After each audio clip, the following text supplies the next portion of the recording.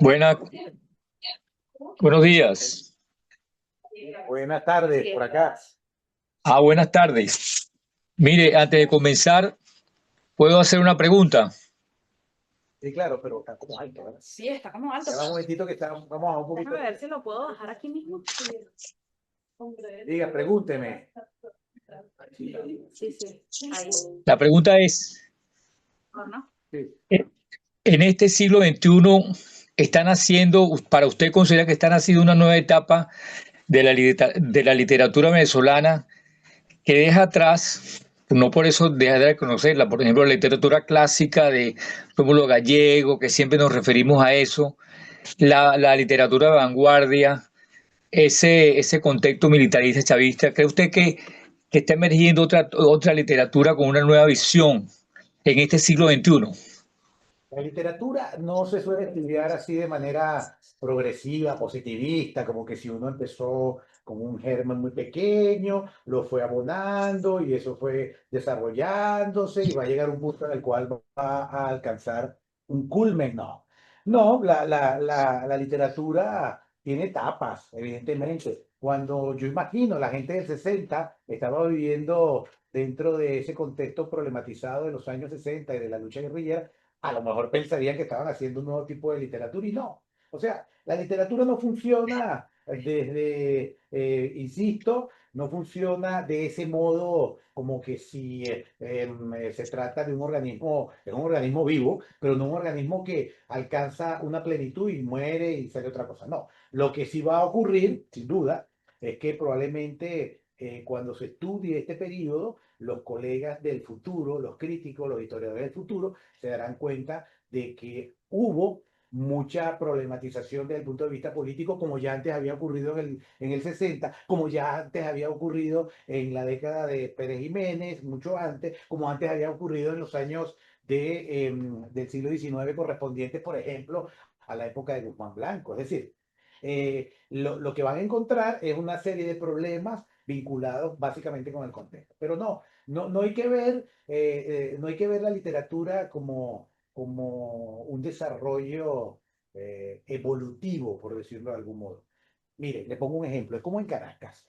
Si usted se monta en el metro de Caracas, bueno, no sé cómo está ahora, pero si usted tomaba el metro de Caracas en la estación de Propatria, en el oeste de Caracas, usted allí entraba en una zona que podríamos decir que era una zona populosa, mm, con ciertos rasgos de clase media baja. Y usted en el metro se iba desplazando y cuando iba ya pasaba el centro y llegaba a Plaza Venezuela y en Chacao. Si usted se bajaba en Chacao, ahí había como otro tipo de contexto social, es decir, una Caracas y está en la misma ciudad en el mismo tiempo. Esto es lo que llaman la simultaneidad la sincronía de las simultaneidades en la misma Caracas, al mismo tiempo, pero es otra situación. Y si sigue y llega hasta Palo Verde, y se queda en Palo Verde, ahí verá que sale en una estación de metro relativamente moderna, pero lo que rodea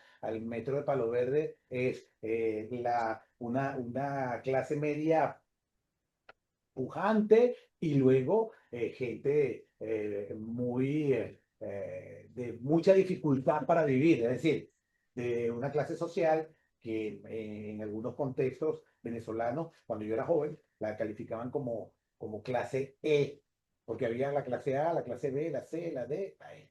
Por ejemplo, el Valle era T, Chacao, Altamira, C, y así iban, ¿no? Entonces, fíjese que incluso en la propia narrativa, usted se puede dar cuenta desde este punto de vista que le estoy dando como ejemplo. Si usted lee, por ejemplo, la narrativa de Leopoldo Tablante, casi todos los personajes de Leopoldo Tablante, mujeres de armas temer, Groovy, en esas piezas, todos los personajes se mueven desde el bulevar del Cafetal, la circunvalación del Sol hasta la Guairita. Y esa es su zona de operación, digamos, narrativa. Pero si usted lee un libro de cuentos del año 96 de José Roberto Duque, por ejemplo, Salsa y Control, allí lo que está representado, es otra cosa totalmente diferente desde el punto de vista del cálculo de la oralidad, desde el punto de vista de la música que escuchan esos personajes. Sí, Entonces, esto se lo pongo como ejemplo para que entienda que uno no puede estudiar la literatura como un organismo que es vivo, sí, pero no es un organismo que va creciendo y se va transformando a veces en algunos momentos puntuales, pero no es que va a alcanzar un desarrollo, ya se acabó todo, ya no hablemos de gallegos ni nada, y ahora empezamos a hablar de otros autores jóvenes, nuevos, jovencísimos como Sandoval, que va a empezar a escribir. Entonces, bueno, eso es lo que le puedo decir. Y especulando un poco, porque, claro, no sabemos qué va a pasar de aquí a... Mire, yo a veces pienso que de aquí a 100 años, la literatura que consumimos hoy a lo mejor ya no se va a leer, porque el mundo va cambiando en el sentido de que el progreso es indetenible y si no nos devoran los chinos y los chinos se hacen dueños de todo el mundo, bueno, seguramente seguirá existiendo la literatura venezolana, pero con otras formas, no sé, las redes sociales serán súper potentes, ya uno no saldrá de su casa, sino que tendrá todo como en los relatos de Bradbury, todo en la casa lo hacen, no sé, y especular un poco. Bueno, voy a empezar. Hay una pregunta aquí también. Perdón. A ver, la pregunta dice, me gustaría saber si el profesor Carlos tiene pensado elaborar una antología de gracias. narrativa venezolana actual que ayude a conocer el panorama venezolano de hoy en día. En caso de que no, conoce alguna antología que lo permita o recomienda alguna. Una de las cosas curiosas que ha ocurrido en el contexto del siglo XXI es que han proliferado muchísimas antologías de cuentos. Claro, entiendo que me está hablando de cuentos, porque se pueden hacer antologías de novela, pero de fragmentos de novela. O sea, pues, una antología de cuentos o de mini cuentos. Bueno, yo he hecho varias antologías, pero no tengo ahorita planteado hacer ninguna antología en particular. Lo que sí quiero es todas estas notas y todas las cosas que he dicho aquí son parte de una investigación mayor que en algún momento o sale como un libro o saldrán artículos así sueltos dependiendo de lo que la vida me permita. Pero lo que decía que es curioso es que a partir del 2001 yo llegué a computar hasta el 2014 había 47 antologías de cuentos venezolanos. 47 de todo tipo. De todo tipo. Yo incluso, perdón por la autorreferencia y la propaganda, de todos modos, no sé para qué sirve la propaganda si ya no existe la antología ni la editorial, ya no funciona en Caracas, que era Alfaguara. En el 2013 yo publiqué una antología titulada ¿De qué va el cuento?, donde recogía lo que hasta el 2012 consideraba que eran los autores interesantes, importantes, que habían surgido justamente en este periodo del cual les hablé en algunas de esta sesión, es decir, la gente que comenzó a publicar del 2001 en adelante. Pero hay muchas antologías. Si quiere conocer un poco el panorama, la persona que me pregunta respecto del cuento, bueno, ya le mencioné esa de qué va el cuento. Hay una que hizo Rubí Guerra que se llama 21 del 21. Hay otra antología dedicada solo a Caracas, pero que recoge cuentos, poemas, crónicas, que se llama Fervor de Caracas, que la publicó Fundavac. No sé quién la compiló, creo que Ana Teresa Torres. No, Ana Teresa Torres junto con Yolanda Pantin compilaron El hilo de la voz, donde hay también narradoras, básicamente, narradoras y poetas. Entonces sí hay material. ¿Qué otra recuerdo? Está la quinta edición, que es mucho más amplia, de la antología que cité aquí, creo que en la primera sección, de José Balsa, El cuento venezolano. La quinta edición recoge un nutrido grupo de relatos desde una muestra indígena hasta lo más reciente en ese momento que se estaba publicando, como le digo. Y luego hay varias antologías que publicó esta sí, Ana Teresa Torres junto con Héctor Torres, en el ciclo de la narrativa urbana. Se publicaron 3 tomos en diferentes años, publicados por la Fundación para la Cultura Urbana. Allí hay también relatos interesantes que muestran un poco esto, y seguramente se encontrarán a uno que otro autor de lo que hemos mencionado acá. Y Bueno, esta eso. que publicó, Claro, esta ese es muy suya, reciente.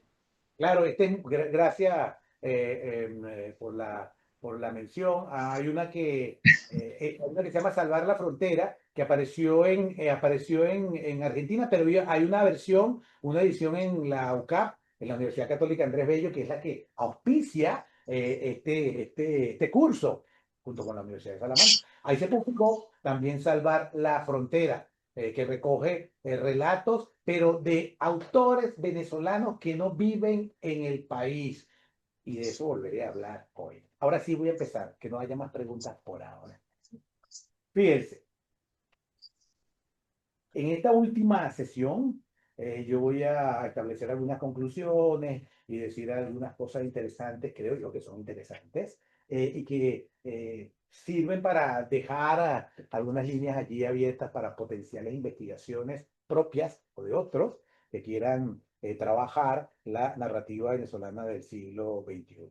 Lo primero que hay que señalar es que luego del año 2006, un grupo importante de escritores venezolanos comenzaron, digo 2006 porque fue el año cuando, recuerden, se ganó el premio Anagrama Alberto Barrera Tisca con La enfermedad. De ahí en adelante hubo como una sensación de, aparte de felicidad por la obtención de este premio para un venezolano, hubo también como una sensación de que, bueno, ahorita sí podemos ir conquistando quizá un mercado. Y en efecto, poco a poco, pues se fue interesando alguna parte de la crítica no venezolana, es decir, ciertos críticos españoles, ciertos críticos latinoamericanos, se empezaron a ocupar un poco de la narrativa, pero también, sin duda, que mediado todo esto por la crítica situación del país. En una lista así rápida,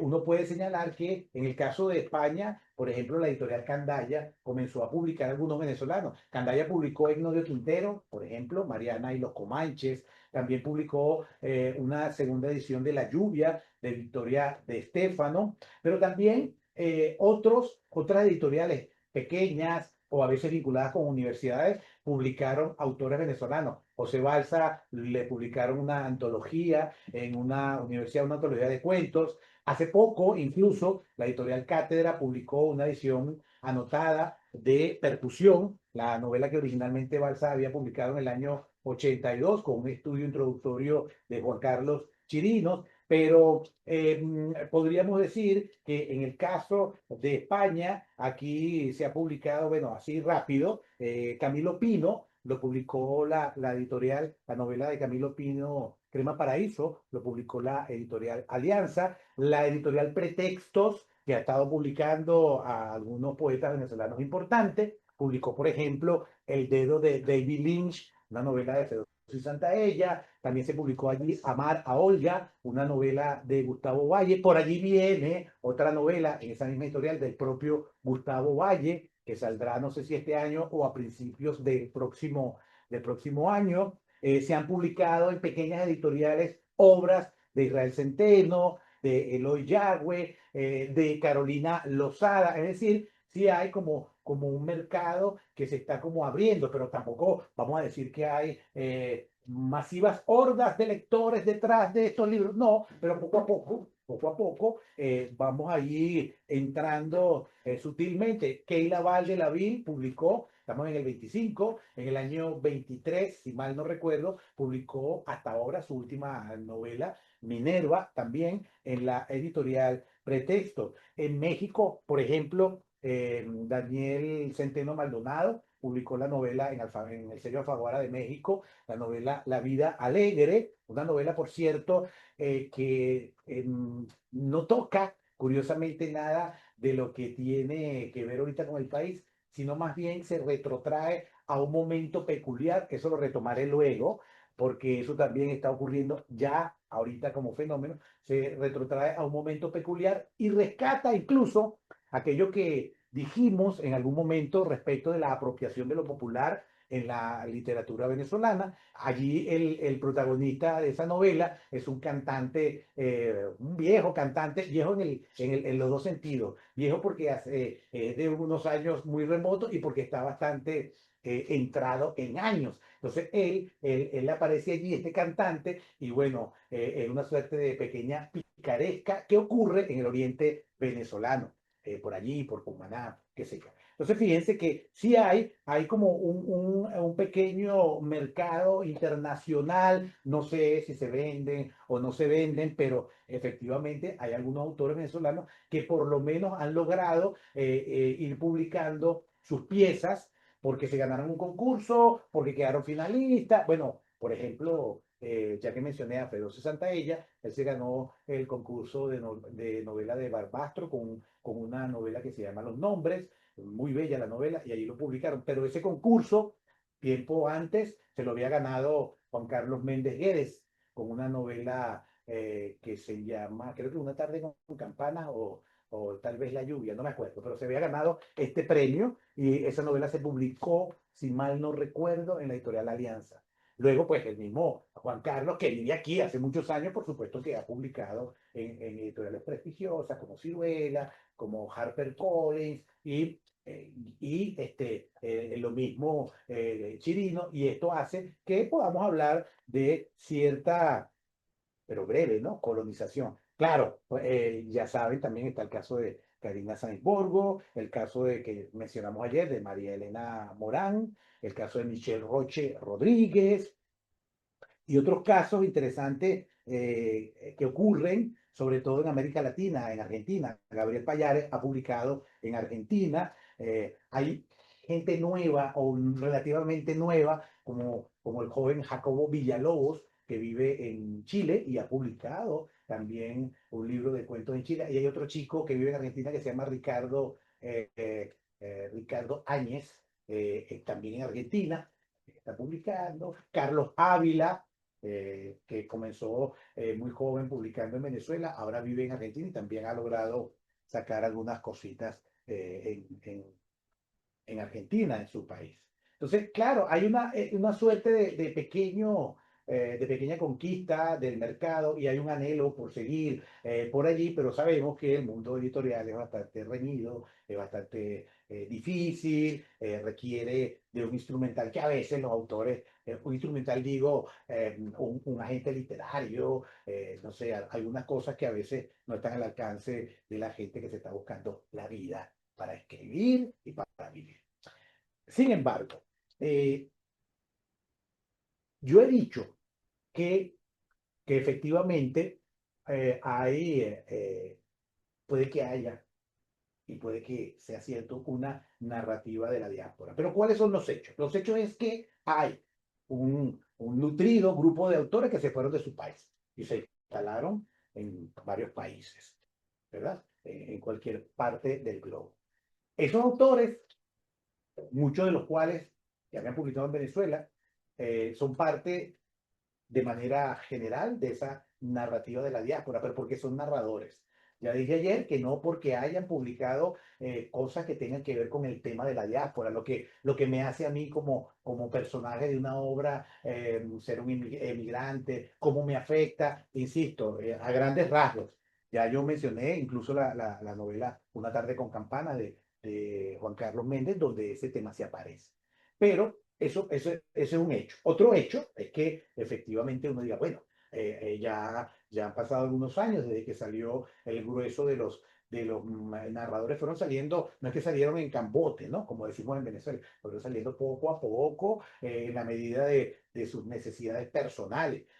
Digamos que a partir sobre todo del año 2010, 2012, luego en el 14, en el 15, en el 16, en el 17 y el 19, 20, lo que llevamos del 25. Han salido y se han instalado.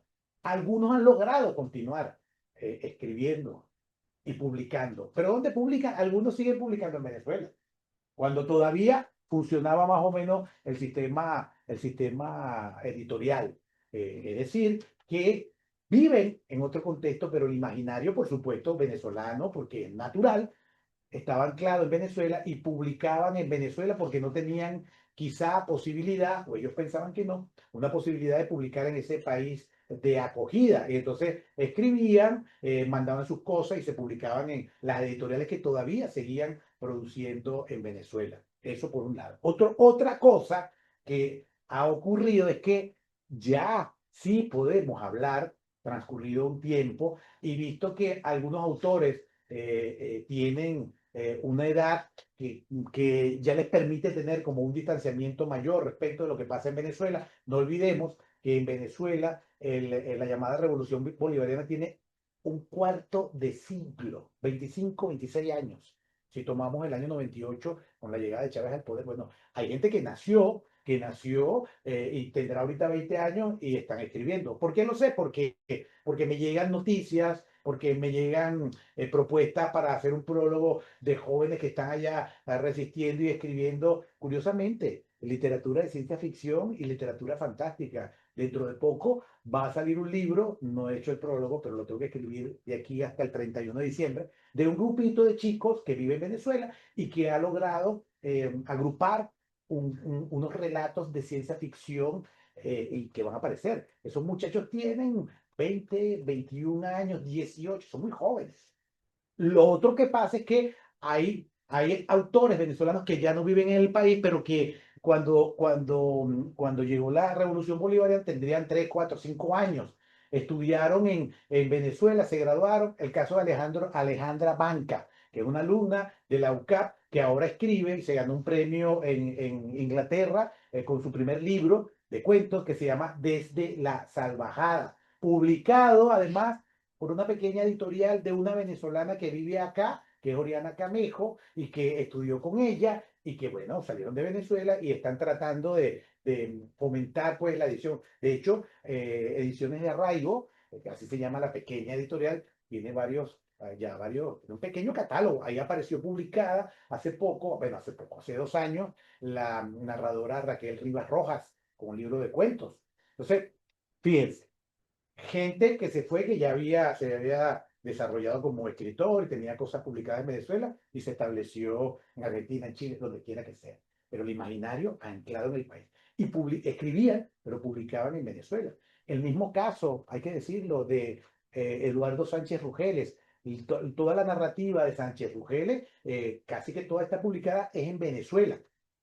Es verdad, hay un libro publicado en México porque se ganó un premio. Y hay libros publicados en Nueva York, en esa editorial que se llama Sudakia, que ha publicado muchos venezolanos, pero es una editorial casi que por demanda. Tú no tienes que vivir allá ni nada, sino que tú mandas tu material, no sé si cobran o no, no sé por qué, pero ahí ha publicado mucho venezolano. Allí también está publicado, pero básicamente son como reediciones.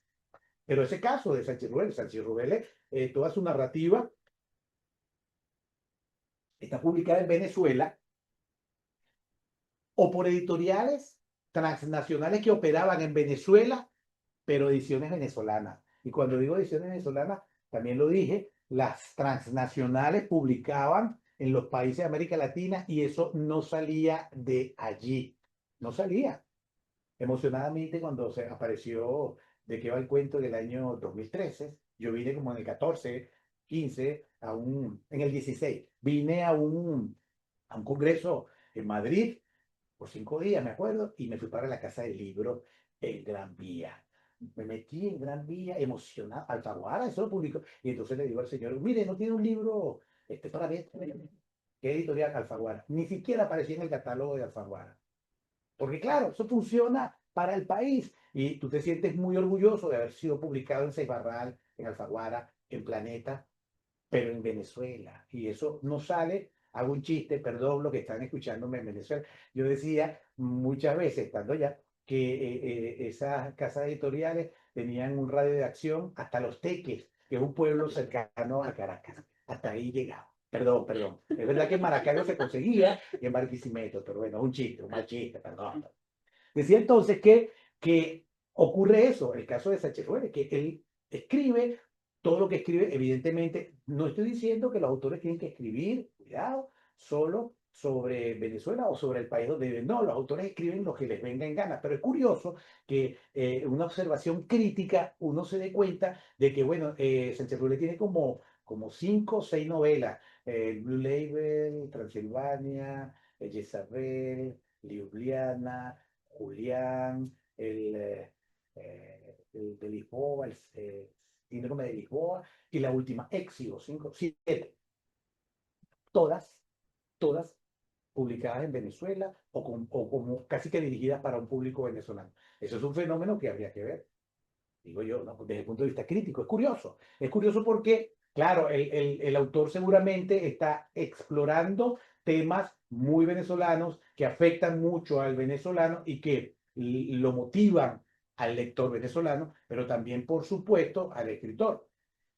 Es un caso curioso, porque ¿qué ocurre? Claro, también, ustedes dirán, con toda la razón, bueno, pero es que las novelas también que han sido publicadas en pretexto están ambientadas en Venezuela, claro, y qué más mexicano que Rulfo, o Carlos Fuentes, o García Márquez colombiano. Sí, pero a mí me parece un fenómeno curioso. ¿Por qué? Porque esas novelas, cuando se publicaban en el país, se quedaban en el país porque era el negocio de esas editoriales, pero las que se publican, esto sí lo he investigado un poquito más, las que se publican en las editoriales importantes de acá, Pretexto, que es más o menos representativa, no han tenido mucha repercusión crítica. Es decir, se han comentado porque se ganaron premios, salvo casos puntuales, salvo el caso de Rodrigo Blanco Calderón y el caso de Karina Sáenz Borgo y de algún modo el caso de María Elena Morán, porque fueron como muy fulgurantes, pero las otras no han alcanzado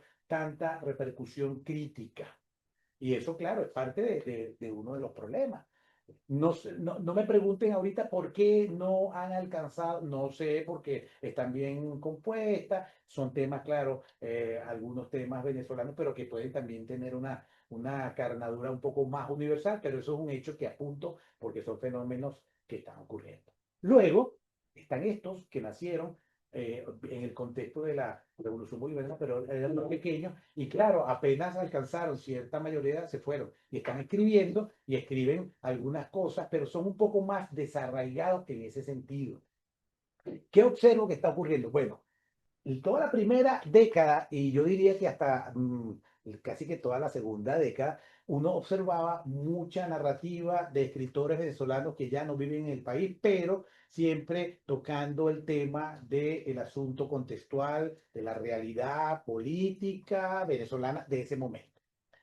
Y puede que hablaran en algún momento de la pérdida de cosas que dejaron atrás en el país, pero generalmente las tramas iban más bien orientadas hacia las relaciones de pareja, las dificultades de crecimiento espiritual de una relación, no sé, pienso en El dedo de David Lynch, por ejemplo, de Federico Santaella, que es la historia de unos personajes que se enamoran, pero uno de ellos aprendió y trabaja y vive en un circo, ya por unos pueblitos de Venezuela. Entonces el enfoque va por allí. ¿Por qué se llama El dedo de David Lynch? No es solamente para buscar cierta resonancia, no, es porque ya destruyó la trama, el suspenso, porque en una playa donde va un día la tropa del circo, se consiguen un dedo,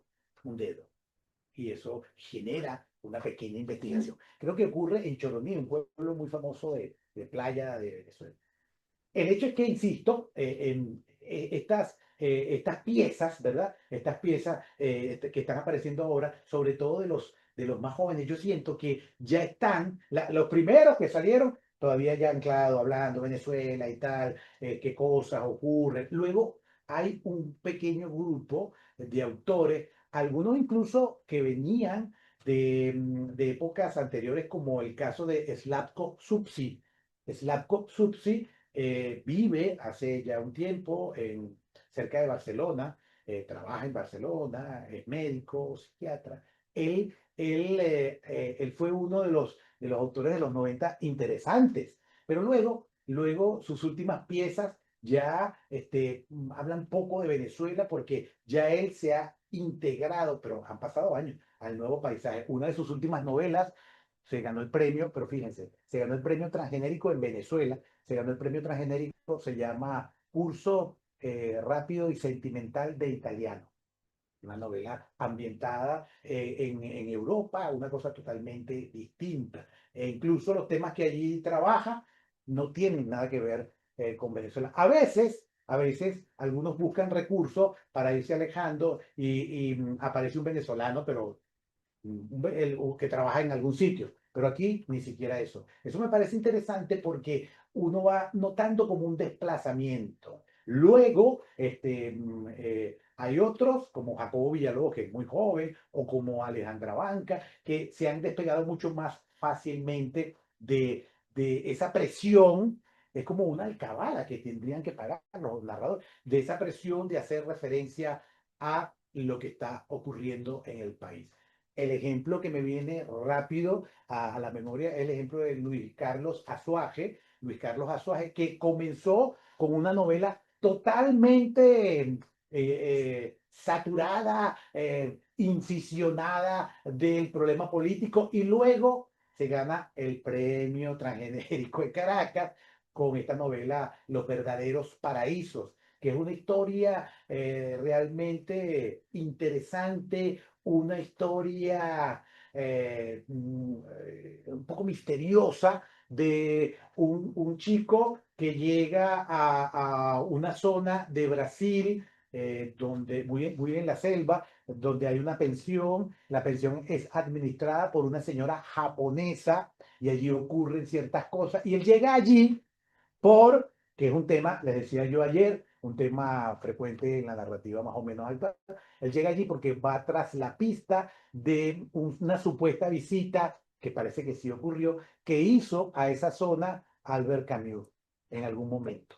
Entonces él va tras esa pista porque él quiere como escribir una investigación sobre eso y cuando llega allí pues se enamora de una chica del pueblito y pasan cosas en la novela. Bueno, está ocurriendo eso. En el mismo Carlos Ávila, que le cité a alguien por acá, Carlos Ávila también Carlos Ávila, que vive en Argentina. Payares tiene un cuento, claro, todavía aparece el anclaje venezolano, pero ya sutilmente diluido, porque yo entiendo, aquí haciendo un salto cuántico a la personalidad de los autores, yo entiendo que si tú te vas de tu país, tienes 10 años en otro país, bueno, tú has perdido ciertas cosas, cierto, y además ves cosas nuevas. Bueno, Payares tiene un cuento bellísimo de una madre que va a visitarlo, porque él vive en la Argentina, el personaje, lo va a visitar y él la lleva justamente para que se atienda médicamente, porque evidentemente en el país de donde viene no hay estos recursos, pero salvo eso, porque el tema es un tema de la relación y la incomunicación entre la madre y el hijo, a propósito del padre que también está ausente.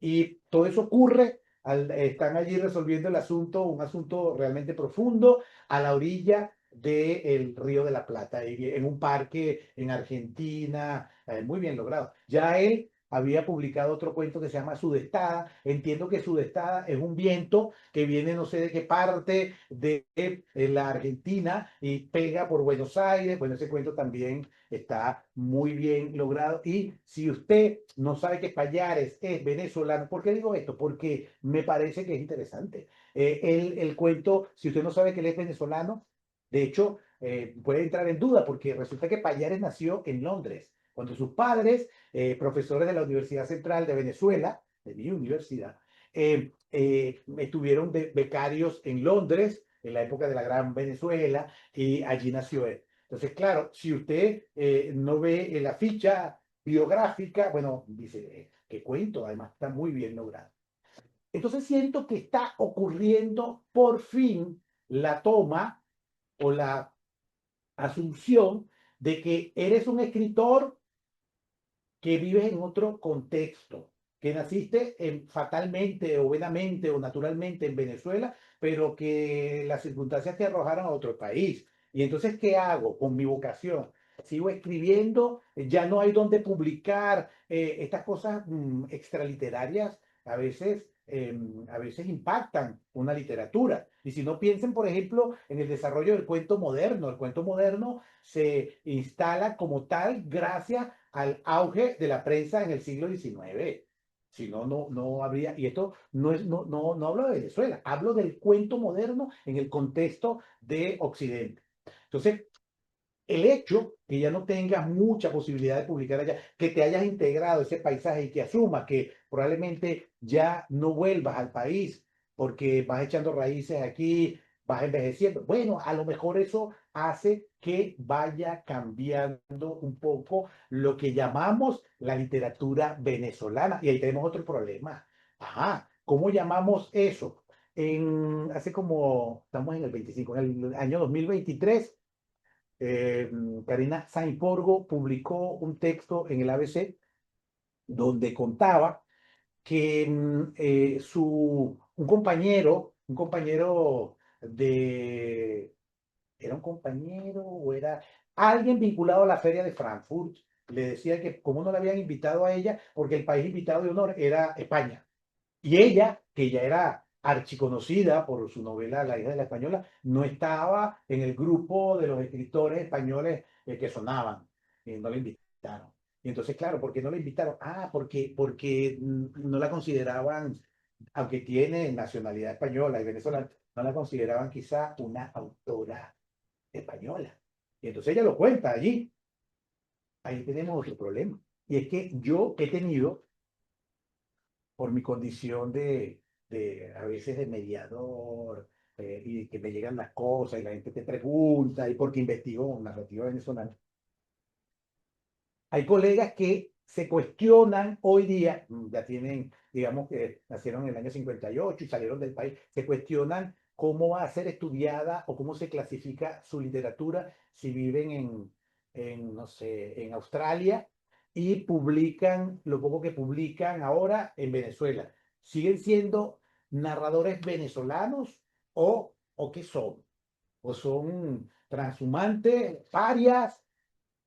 Justamente esto que he citado de Karina Sainz-Borgo nos introduce en un problema crítico histórico. ¿Cómo los estudiamos?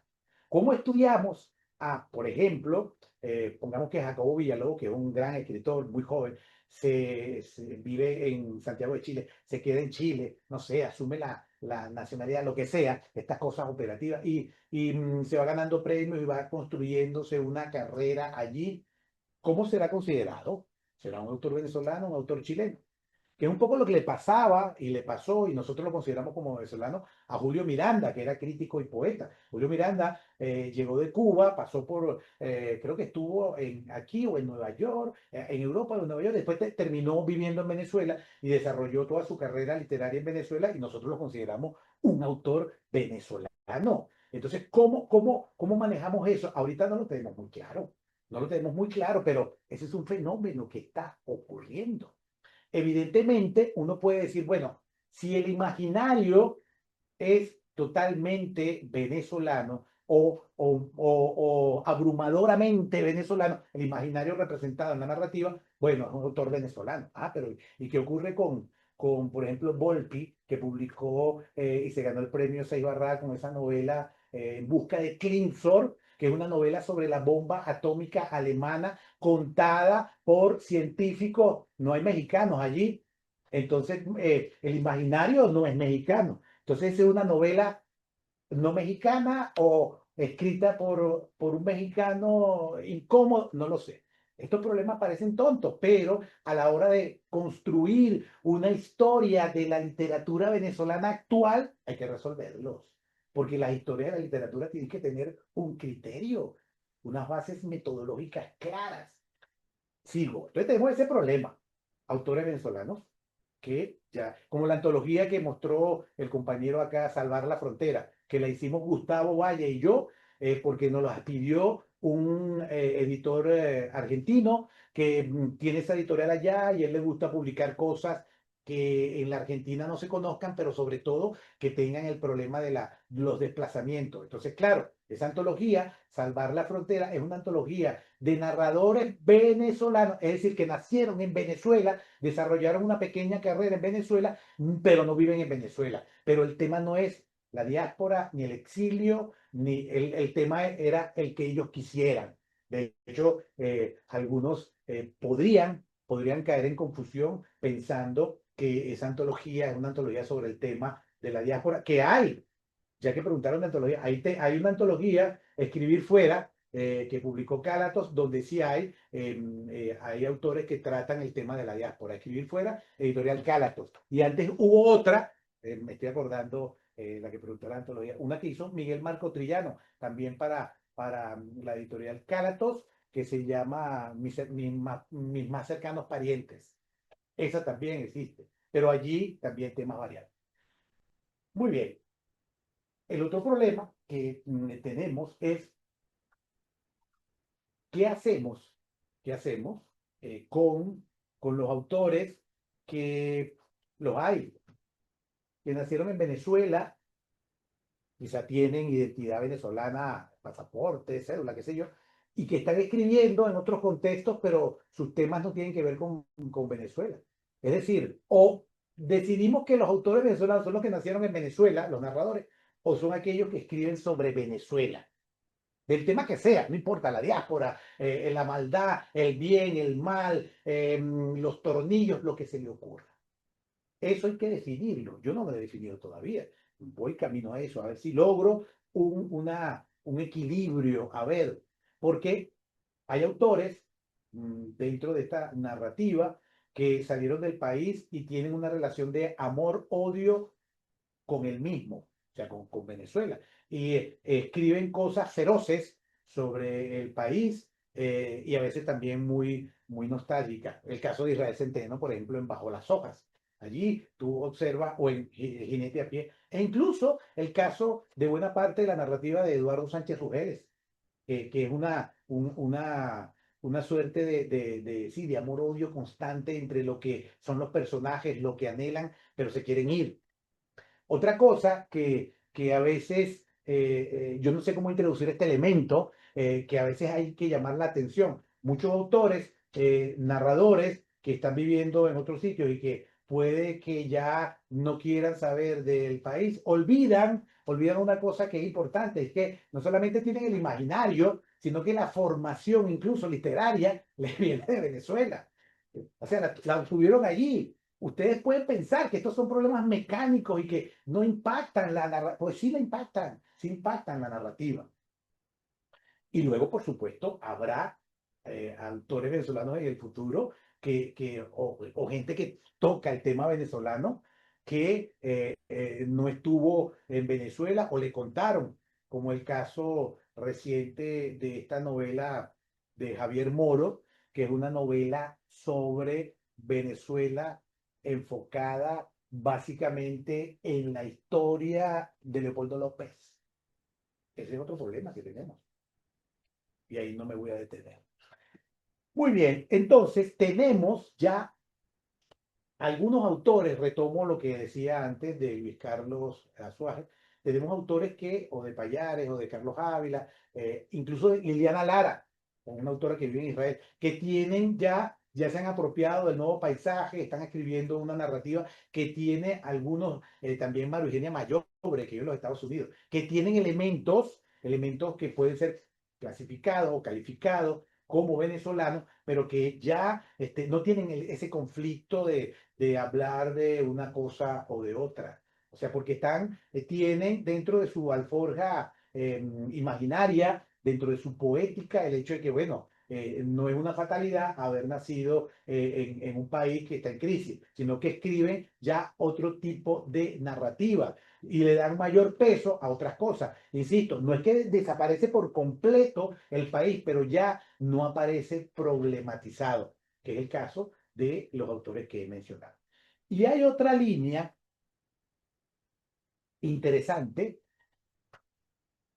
que se está poniendo como a circular últimamente.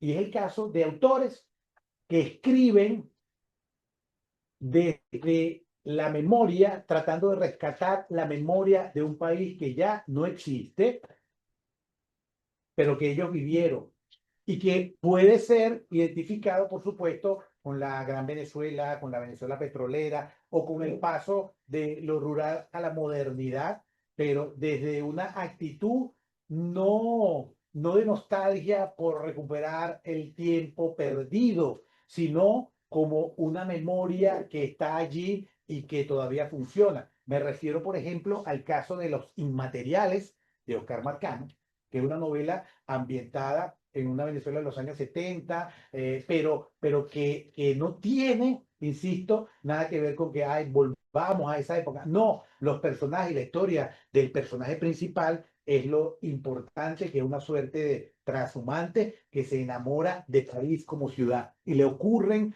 un montón de cosas, y en las cosas que le ocurren hay como un carrusel de historias variadas.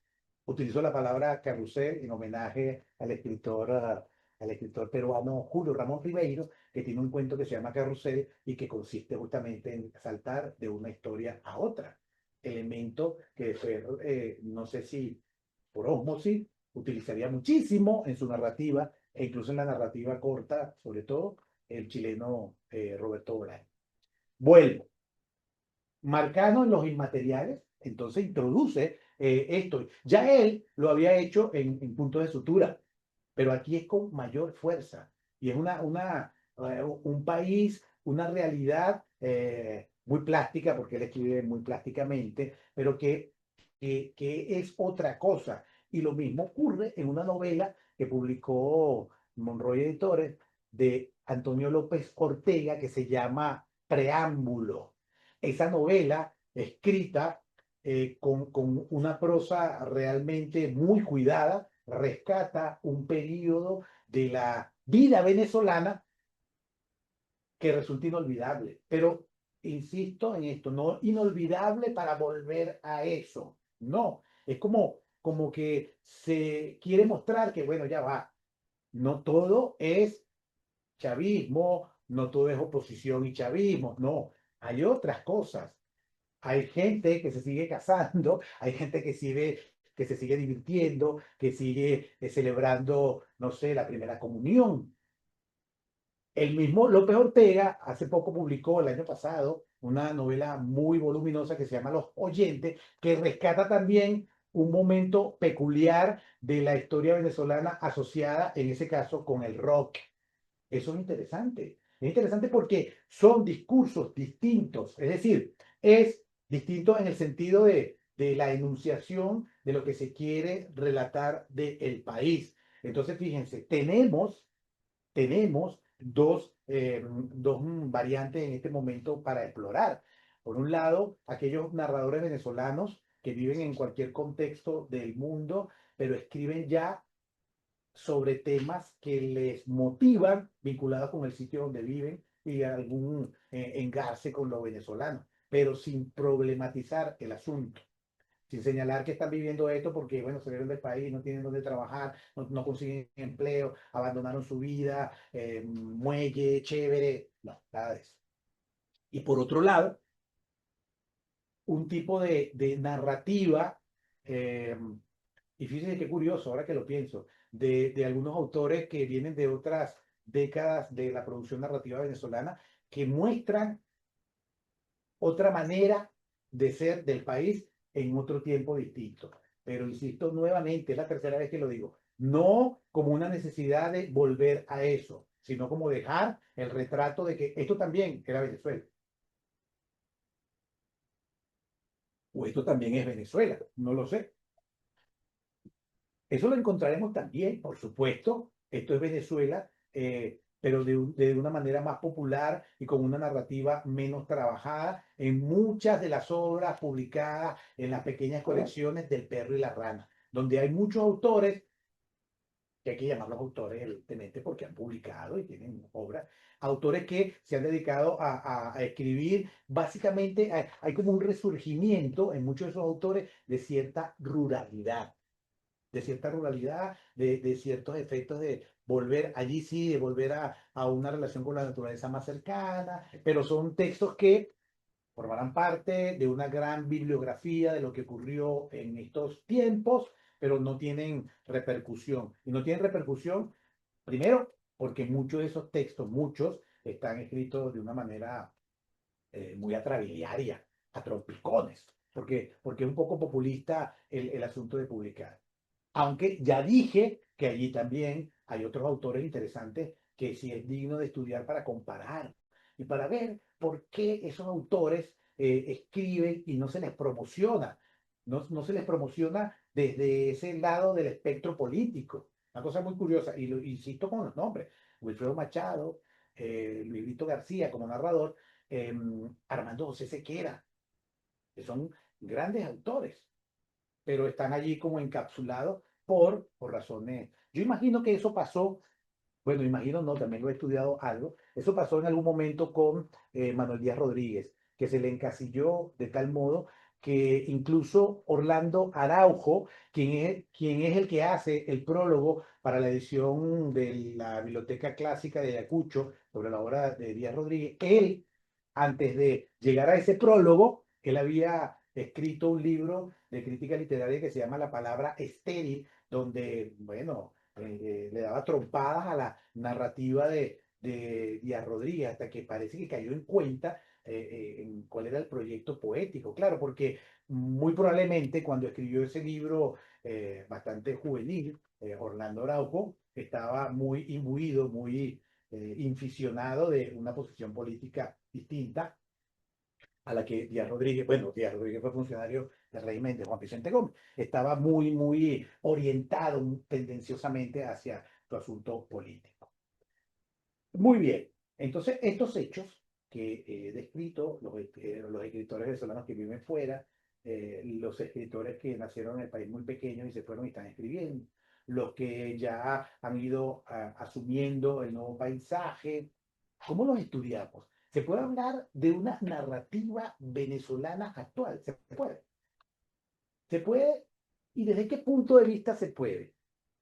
Lo que suele ocurrir por la urgencia del funcionamiento a veces de la crítica literaria, porque te piden un artículo para publicar en un monográfico, en un libro monográfico, en una revista, es que casi nadie define, sino que es mucho más fácil hablar de la diáspora, del destierro y del incilio, que también se puso muy de moda, sobre todo para aquellos que vivían, que se quedaron en Venezuela escribiendo y que luego salieron, del incilio o el modo como enfrentaba una situación adversa. Se puede hablar, repito, de narrativa venezolana. ¿Cómo? ¿En qué términos? ¿Cómo lo hacemos? Yo creo que hay que empezar a definir.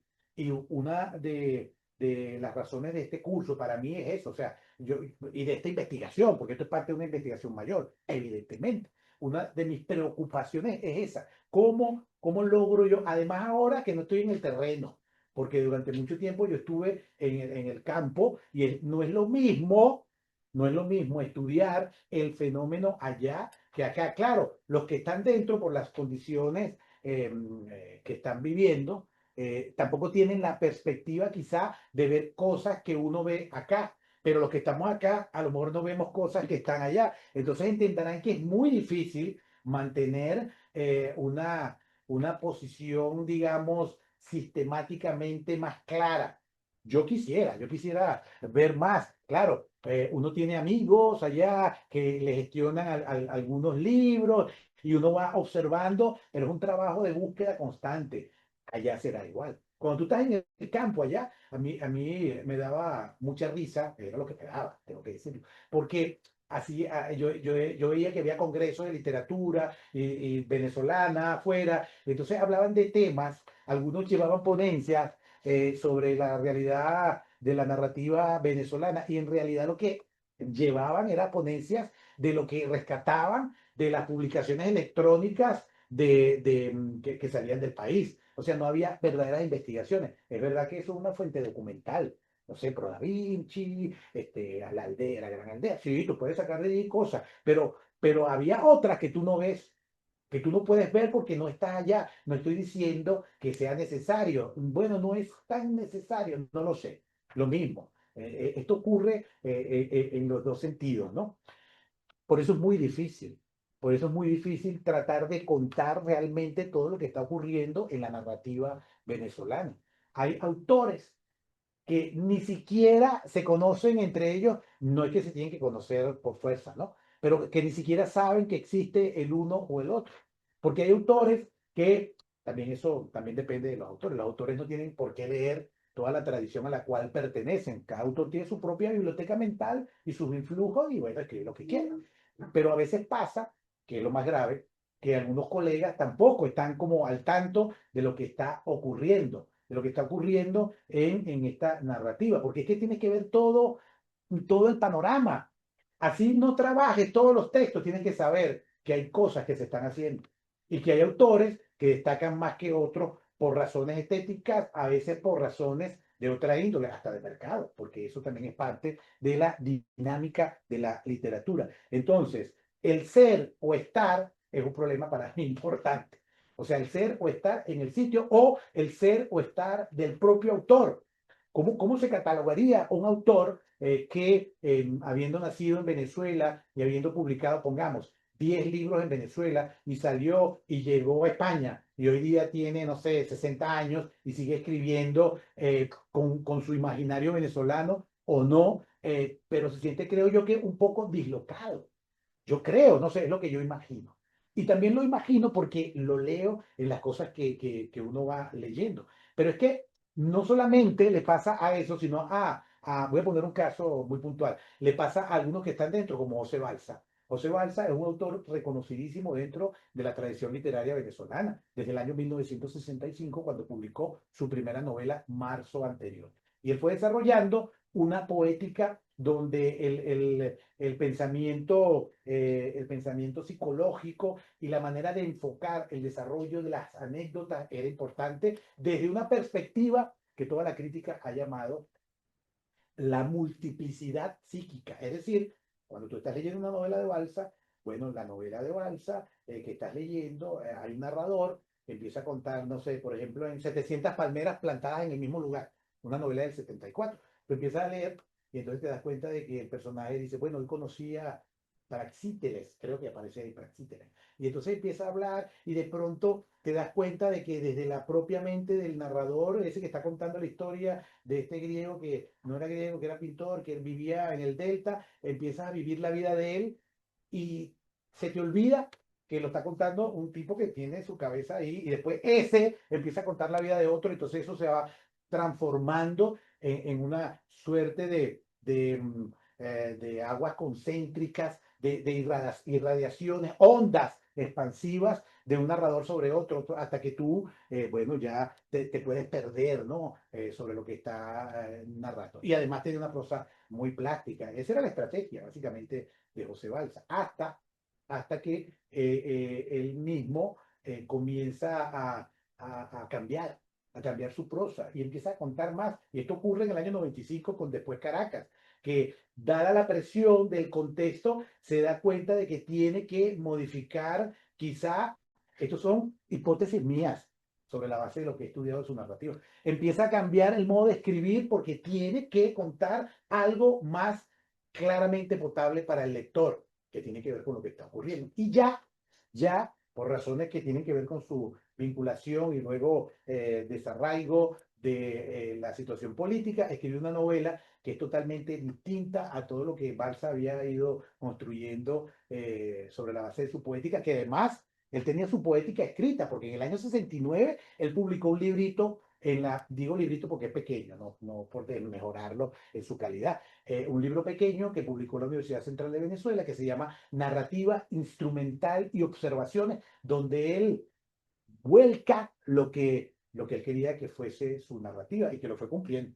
Bueno, me estoy refiriendo entonces que él cambia aún más en el 2008 cuando publica la novela Un hombre de aceite, una novela que retrata, pero de la manera más descarnada, que a veces no parece Balsa, lo que estaba ocurriendo en Venezuela con la industria petrolera. Entonces, bueno, ¿y esto qué? Bueno, es Balsa. Porque, insisto, los autores comenzaron algunos a cambiar su modo de escritura o sus temas en virtud de la tremenda situación en la cual nos metimos como país. Lo mismo ocurrió con Eduardo Liendo cuando publicó El último fantasma, pero luego sus dos últimas novelas que eran como una suerte de despedida de ese mundo, ahí sí nostálgico, que quedó atrás y que él no pudo volver a vivir porque el país cambió y bueno, él se fue también de este lado del barrio, o como gustan decir los que creen en cosas esotéricas, de este plano, él se fue, se murió, se fue por otro lado. Y bueno, él dejó eso como testimonio, esas dos piezas allí. Entonces, es difícil, es muy difícil tratar de definir hoy día dónde está la narrativa venezolana. Podemos pensar que está fuera del país. O sea, la narrativa venezolana es como un libro que yo leí hace muchos años que se llamaba El infidel Castro, que tenía un epígrafo que decía, Cuba, era sobre Cuba, Cuba es el país más grande del mundo. Tiene su capital en La Habana, su gobierno en Moscú y su población en los Estados Unidos. Así decía el epígrafe del libro. Entonces, eso podría ser como una potencial imagen de lo que podríamos definir que es la narrativa venezolana. No lo sé, insisto, todavía no lo tengo claro. Expongo esto como problema.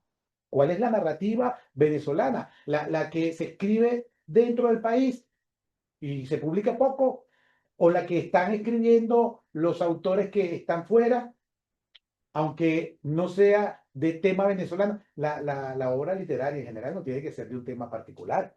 Un autor, cuando por ejemplo Hermann Bloch publicó La muerte de Virgilio, que es una novela sobre la antigüedad, nadie le reclamó a este alemán que está escribiendo. No, no, pero esas cosas hay que definirlas porque durante mucho tiempo, y yo lo dije aquí en la primera sesión, a la narrativa venezolana le pasó y le pesó el hecho de que mucha de la crítica nacionalista no la tomaba en cuenta porque no aparecía retratada la nación, el paisaje, los tipos populares.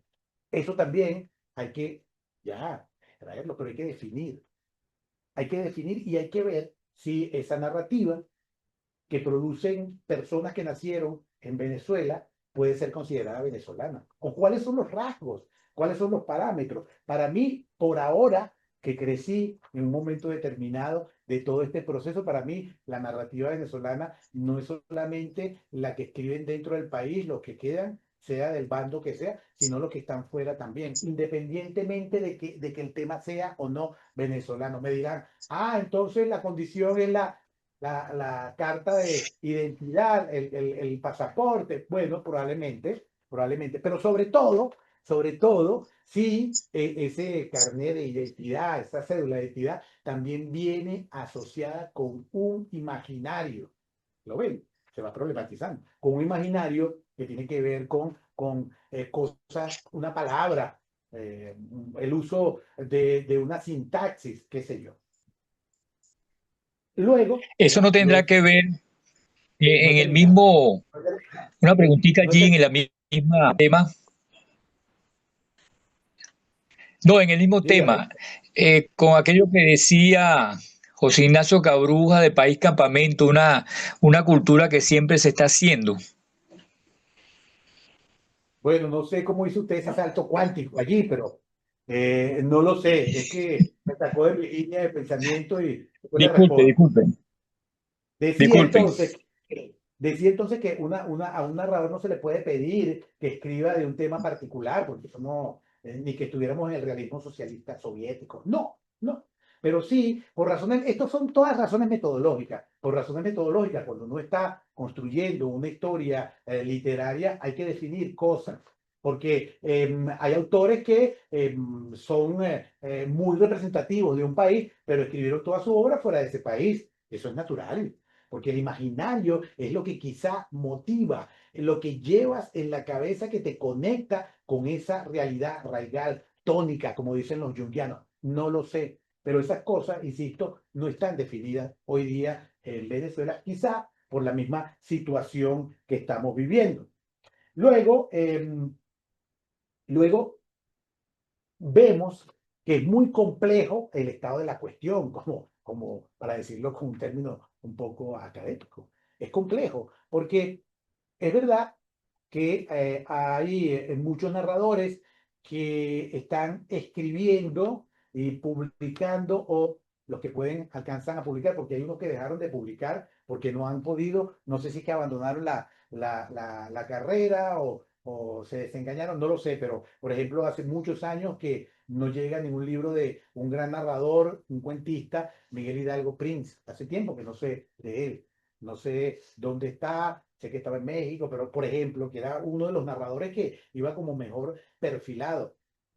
En fin, entonces, estas cosas hay que definirlas porque de lo contrario vamos a encontrar hechos como que alguna narrativa va a quedar fuera de una perspectiva que toque lo venezolano desde el sitio donde viven o que toque lo venezolano, pero que también tenga que ser venezolano. La otra vez iba caminando yo por acá, por allá, por Madrid, por una calle de Madrid, y me encontré en esos sitios donde la gente pone libros, una novela de Vázquez Montalbán que ocurre en Venezuela. Yo no la conocía.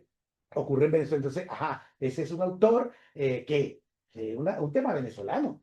En fin, vuelvo sobre esto constantemente porque en el estado de nuestra literatura actual, estas cosas no se han definido. ¿Cuáles son? Bueno, lo de la narrativa de la diáspora, eso hay que definirlo muy bien.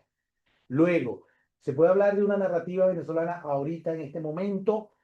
¿Cómo podemos definirla? ¿Cuáles son los rasgos que comporta esa narrativa desde el punto operativo, desde el punto de vista operativo, perdón, desde el punto de vista del tratamiento de algunos temas, desde el punto de vista de su producción? Ahorita en Venezuela hay poca producción editorial, pero hay gente que está escribiendo. Y en este sentido, las redes sociales han servido mucho. Hay otra parte que no trataré, que es el hecho de que hay narradores venezolanos nuevos, que nadie ha trabajado mucho, que solamente se conocen en la web. Novelas de fantasía, novelas juveniles, eso que llaman Wattpad, hay muchísimas. Y hay venezolanas, algunas venezolanas que han alcanzado cierta lectoría. Todos estos problemas, ¿verdad? Tienen que ver con la difícil situación que vivimos, sobre todo en este momento particular del siglo XXI. Todo el siglo XXI para nosotros los venezolanos ha sido una crisis.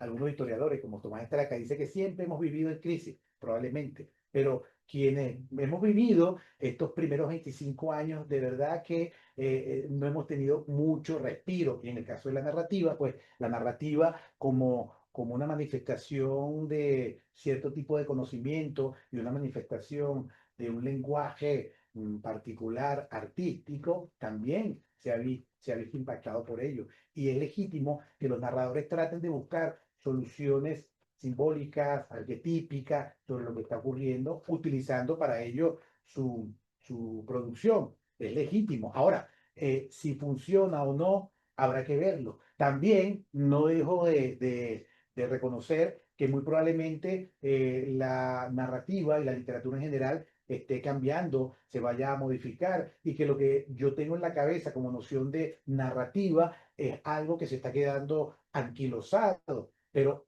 hay que decirlo y hay que tratar de dar explicación a este importante fenómeno. El hecho es que, como quiera que sea, por curiosidad, por necesidad comunicativa, por resistencia, por terquedad, seguimos produciendo cuentos y novelas y seguimos tratando de publicarlas donde quiera que sea. A veces, incluso porque hay autores que lo hacen, algunos que pagan para que lo publiquen, pero otros lo juegan en la web. Y entonces hay que seguir también ese rastreo. Ingente, sí, probablemente no alcance la vida de una sola persona para poder tener una percepción más o menos certera. No digo la verdad, pero una percepción más o menos certera de esto que está ocurriendo. Bueno, no me resta más que agradecerles que me hayan escuchado. Estoy aquí dispuesto a contestar lo que se les ocurra que tenga que ver, por supuesto, con el curso, porque además me dijeron que tenía que terminar antes porque ahora tenemos una mesa redonda. Bueno, igual casi que me eché una hora y media. Bueno, muchas gracias por escuchar, que estoy a su disposición por aquí o por acá. Sí, disculpe la interrupción, ¿no? Pero que la versión mía era que aquella visión de país por campamento de Cabruja, que decía que que este país siempre se está haciendo. Entonces, ¿hasta qué punto en la literatura venezolana no nos está pasando esto con estos 25 años atípicos, ¿no? Bueno, fíjese, me acaba de recordar un libro de la narradora y crítico venezolana Gisela Cossack Robero, que se llama Venezuela, el país que siempre nace. Allí ella también postula un poco esa idea adánica de que siempre estamos tratando de empezar desde cero. Yo, según lo veo,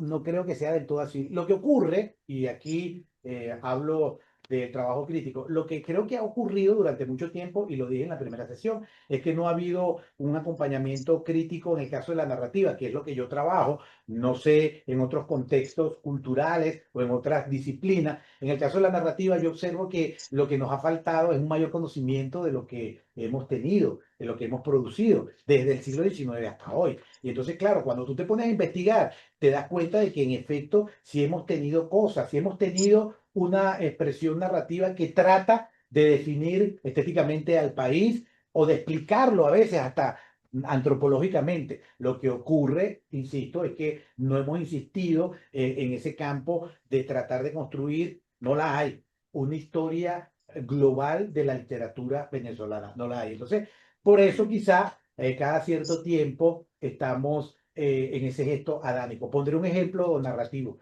En el año sería en los años, principios de los 90 por allí. Vive hoy día acá este autor, él se llama Armando Luigi Castañeda, quedó de finalista con un libro de cuentos. Lo publicaron el libro porque, bueno, consideraron que era una cosa curiosa, un libro de cuentos que se llama Mujer desnuda mirando a un enano negro arrodillado. Repito, mujer desnuda mirando a un enano negro arrodillado.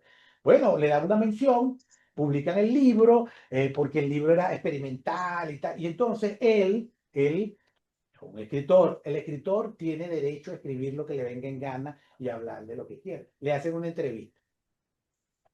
Y entonces en la entrevista él dice, para hablar de estos gestos adámicos, él dice que bueno, que él se le ocurrió este libro por tales y cuales razones. Y entonces daba una explicación que evidentemente uno como lector se percataba de inmediato que no sabía nada de narrativa venezolana ni nada. Pero, ¿por qué lo digo? Porque es que a veces hay autores que creen que están legitimados para hablar de una tradición literaria porque son de esa tradición, pero es un trabajo que tiene que hacer otro tipo de profesional. Bueno, el hecho es que lo que contaba Armando Luigi Castañeda en esa entrevista era que él era como el que había descubierto un poco eso, olvidando que ya Osvaldo Trejo y el propio Luis Brito García ya habían pues trajinado ese tipo de estructura narrativa. Por poner un ejemplo. Entonces, ¿qué ocurre?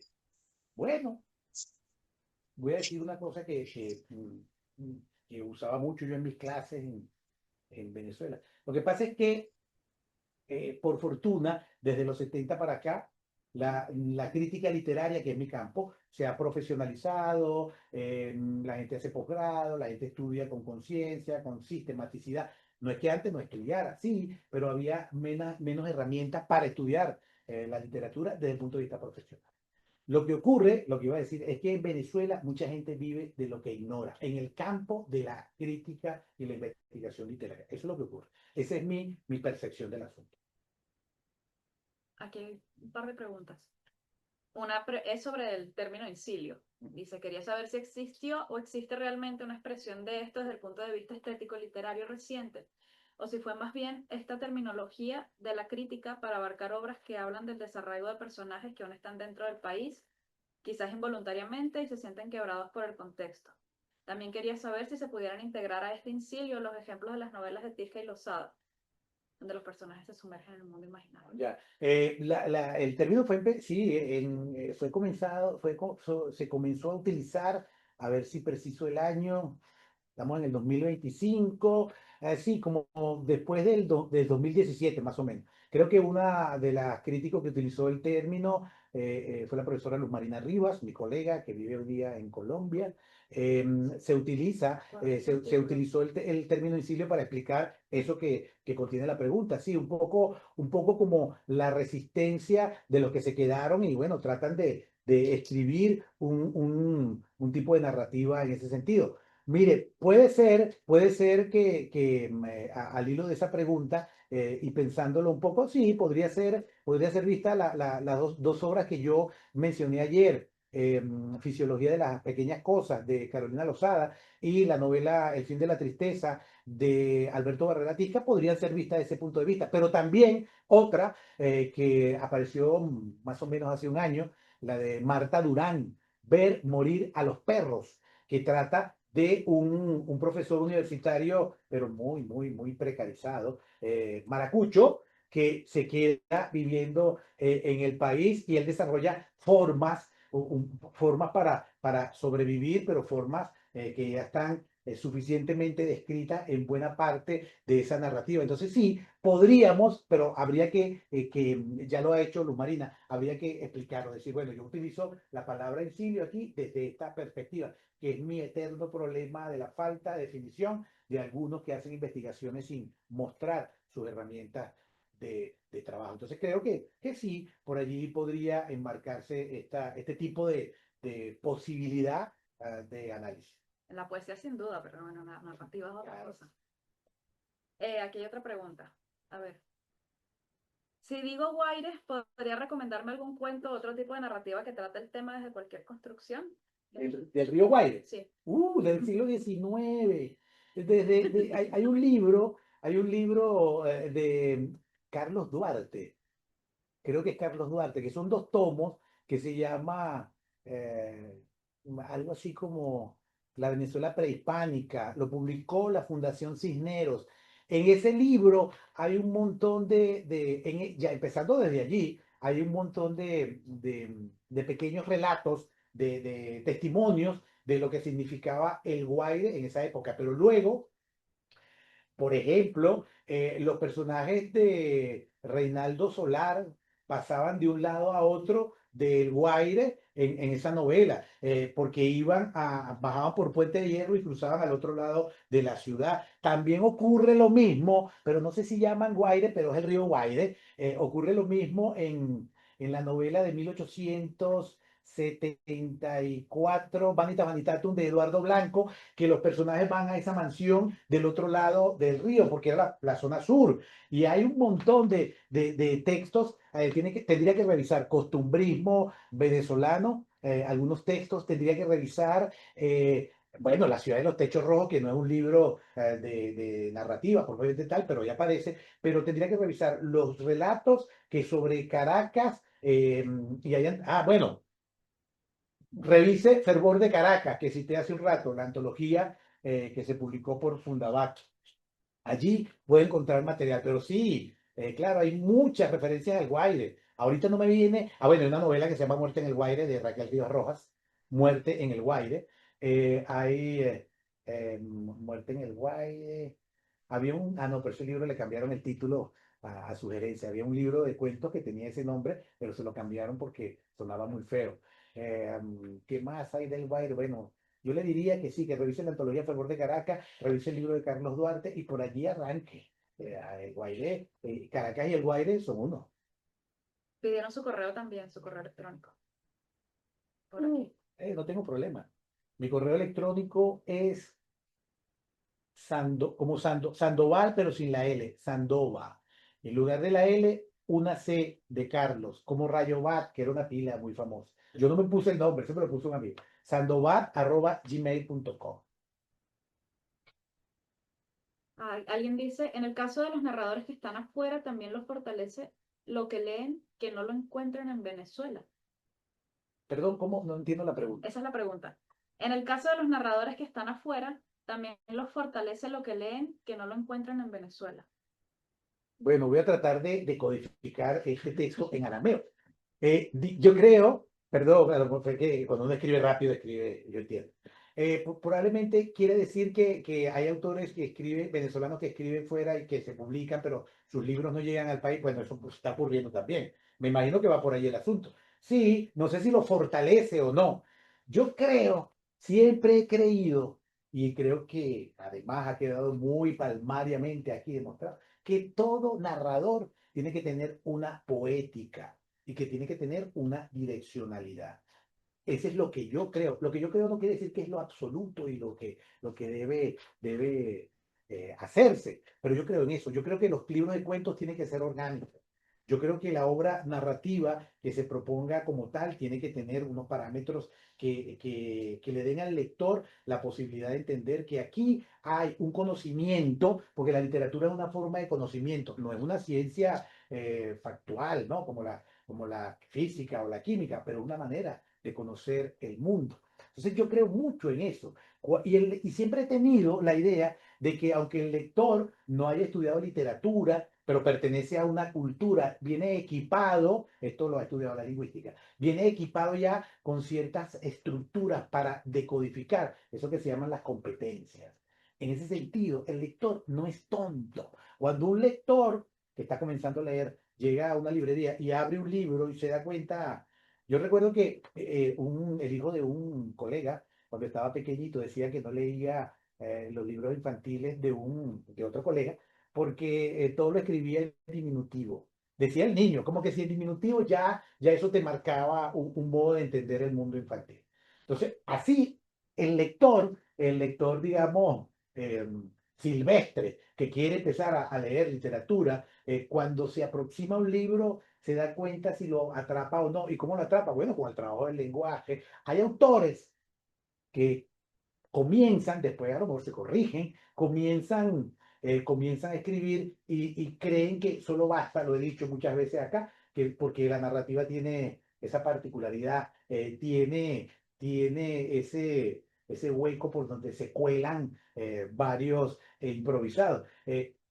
Se cree que tener algo que contar ya basta. Entonces hay gente que cree que tener una idea que le parece maravillosa, bueno, ya basta para empezar a escribir. Y no, no es lo mismo el lenguaje oral que el lenguaje escrito. Eso también está archiestudiado. Si no leían el libro de semiótica de la cultura de Lotman, por ejemplo. Entonces, estas cosas hay que tenerlas presentes. Bueno, yo las tengo presentes al momento de evaluar una narrativa particular de un país, pero también las obras particulares de los autores. Entonces yo creo en eso. Entonces, no sé si se fortalece o no. Yo creo que un autor tiene que estar claro en lo que quiere y no caer en la tentación de querer escribir una pieza narrativa porque eso lo hace distinto o feliz porque ya sembró el árbol y ya tuvo un hijo. Hay otra pregunta, pero a mí me parece que esto es tan largo que podría dar una clase entera para tratar de responder esto, pero bueno, yo la voy a leer. ¿De qué manera la literatura erótica venezolana utiliza el deseo y el cuerpo como espacios de resistencia simbólica frente a la violencia, la censura o la moral tradicional? ¿Y cómo dialoga esto con la identidad cultural del país? El tema de lo erótico en Venezuela aparece también en el siglo XIX. Hay una novela de 1898 que fue la única novela que se publicó ese año, se llama Mimí, de Rafael Cabrera Malo. Ya ahí aparecía el tema. Y aparecía el tema porque además era candente, porque en ese año no existía el divorcio. Y entonces, la protagonista, Mimí, una adelantada positivista, se quería divorciar de su marido. Ya eso aparece allí. Ahora, el cuerpo como resistencia, sí. En la narrativa, por ejemplo, en la culpa es del porno, un libro de cuentos de Carolina Lozada, allí evidentemente está retratado. El mismo Israel Centeno en La Casa del Dragón trata también este tema. El cuerpo, sobre todo a partir de los años 80 en Venezuela, tanto en la narrativa, incluso hubo una colección de literatura erótica en Venezuela, se llamaba La Letra Erecta. Sí, creo que era La Letra Erecta, pero no sé si ahora sí era venezolana. Bueno, yo la leí en Venezuela mucho y ahí se publicaron varios venezolanos. El hecho es que en los 80 se puso en boga el estudio del cuerpo en los estudios culturales. Y eso entró, por supuesto, en varios trabajos de algunos colegas, pero también en la narrativa. Sí, yo creo que Carolina Lozada es una de las que ha trabajado eso de la resistencia, a Israel Centeno, y a ver, el cuerpo, el tema erótico. Ahí, el que en Venezuela escribía, siempre se ha dicho, muchos cuentos eróticos, era Rubén Monasterio, que tiene varios trabajos. Pero ya que lo dice, hay un cuento excelente que se llama, que es el título de un libro de cuentos de Ángel Gustavo Infante, que se llama Una mujer por siempre jamás. Ese cuento también trata el tema del erotismo y del tema homosexual, pero muy bien trabajado. Y otro cuento de ese mismo libro que le continúa, que está en el mismo registro, que se llama Un busto en medio de la nada. Pero podría citar, hay una antología de lo erótico que publicó Lovera de Sola, Roberto José Lovera de Sola, se llama En los brazos de Eros. Lo publicó una vieja editorial, bueno, vieja, una editorial transnacional que operaba en el país, que era Grijalbo. Eso, ahí hay material. Vuelvo a lo de siempre. Tenemos en Venezuela material, sustrato de varios registros narrativos. Lo que ocurre es que hay que ponerse a investigar. Hay que ponerse a investigar y hay que tratar de desarrollar una línea de investigación que desemboque, es un deseo que creo que no voy a cumplir, desemboque en una historia crítica de la literatura venezolana. Pero eso hay que hacerlo entre varios, no puede ser uno solo. Entonces, sí, existe, busque, porque va a encontrar. Por ahora me parece que por aquí ya está. Bueno, nada, entonces, si aquí tampoco hay preguntas, me despido agradeciéndole su presencia, su paciencia y bueno, haber venido a estas clases que a mí me han servido también para continuar clarificando asuntos. Y a los que están en Venezuela, pues todo mi abrazo, mi cariño y también muchísimas gracias por haber asistido a las 5 clases, a 2, a 3, a las que sean. Sigamos.